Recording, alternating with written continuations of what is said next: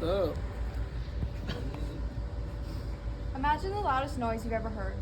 It may be a firework or perhaps a train, but now imagine you're in a silent room. So quiet you can hear a pin drop and you hear the loud bang of a gunshot. According to the Brady Organization of 2016, of the millions of bullets that are fired every day, over 320 people are shot in the U.S. Today, I will be informing you on the pros and cons of gun control in the United States. The credibility I have is shown in the extensive amount of research that I have done, and I feel qualified to speak about this topic. While informing you about gun control, I will elaborate on the deaths caused by guns, the suicide rates related to guns, how owning a gun can make you feel safe and protected, and the importance of not changing the Second Amendment, which is the right to bear arms. Most violence in the United States involves firearms. The first point I have is that gun control would lessen the deaths caused by guns. Jonathan Masters, 2022, of Council on Foreign Relations, says that other countries with the same violence problems as the United States, such as the UK, Australia, and Canada, have, quote, prompted those governments to tighten gun laws, end quote.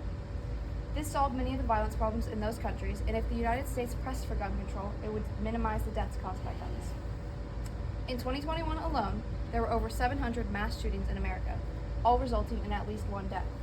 The United States has far more gun violence than most other countries in the world. According to John Bramlett, 2022, of Pew Research, 79% of U.S. murders involve a gun. Venezuela has the highest crime rate in all the other countries in the world, yet the United States has a higher total of gun deaths. With gun control established, the amount of murders would lower, consequently lowering the deaths caused by guns. The next point I have focuses on the suicide rates in the U.S. As reported by Madeline Drexler, 2022, editor of Harvard Public Health article, 63.33% of people who commit suicide use guns. Suicide will never be completely stopped, but gun control can surely reduce the amounts of suicide. The more easy access people have to guns makes it easier for them to get their hands on, and overall easier for them to use. Imagine if a teenager was contemplating suicide. If they knew their parents had a gun and the teen had easy access to it, they could easily follow through with their plan. But if the parent didn't have a gun, yes, the teen could still commit suicide. However, the probability would be much, much lower, and the parent wouldn't be left wondering, what if I didn't have that gun in the house? Gun control can save many people's lives and lower suicide rates dramatically. On the flip side, many people believe that owning a gun is for their own security, defense, and one of their rights. When someone hears about another shooting in the United States or another death caused by a gun, they are quick to think that guns should be regulated by sale and use, but this would cause other problems besides deaths. The next point I will share is the protection and ability to feel safe a gun can give you. Harmeet Kaur, 2021, of CNN, says that in a survey from October of last year, the majority of gun owners say that protection is their number one reason for owning a gun. If a person is in a circumstance where they feel unsafe and they had a gun with them, their fear would most likely be taken away with having a gun, and they would have a sense of well-being knowing that they had personal protection. Another thought of why people feel protected by a gun is because a gun will intimidate in a situation before having to be used. For instance, David Hemingway, 2015, of Harvard Public School of Health, found that a gun is more commonly used to threaten someone rather than actually being fired. Think about it. If someone pointed a gun at you, you would be expected to back down or flee the presence of the gun.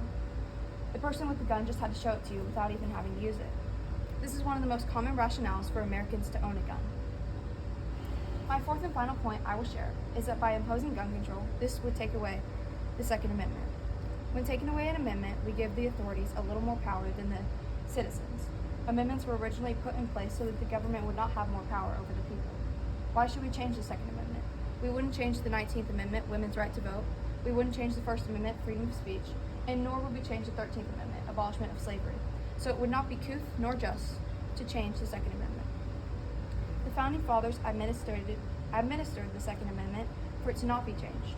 This quote is derived from Giffords Law Center, but are the exact words used in the Constitution.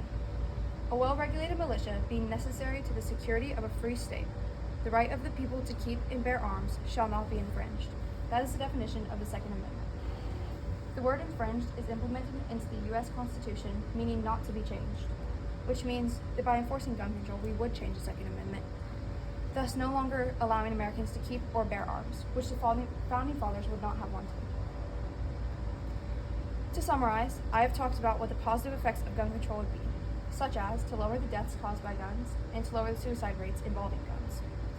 I have also explained what the negative effects of gun control would be. which are no longer having the protection or ability to feel safe gun owners experience, and that by enforcing gun control, it would also take away the Second Amendment. I explained all of this information to help you better understand the pros and cons of gun control in the United States. Now that you have processed the information, what will you think the next time you hear the loud bang of a gunshot?